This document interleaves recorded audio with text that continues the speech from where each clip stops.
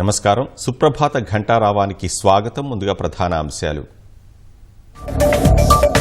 పెద్దిరెడ్డి అటవీ ఆక్రమణలను నిగ్గు తేల్చిన విజిలెన్స్. 7 రకాల ఆధారాలతో నివేదిక, జీవిత ఖైదుకు సిఫారసు.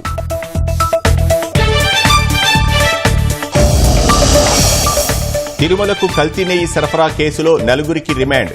ఉత్తరాఖండ్ నుంచి సరఫరా చేసినట్లు గుర్తించిన సిట్.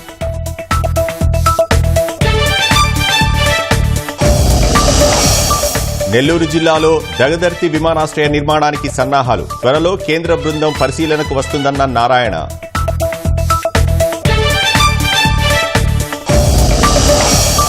గుంటూరు జిల్లాలో మిరప పంటపై తెగుళ్ల ప్రభావం. పెట్టుబడి వచ్చే పరిస్థితి లేదని రైతుల గగ్గోలు.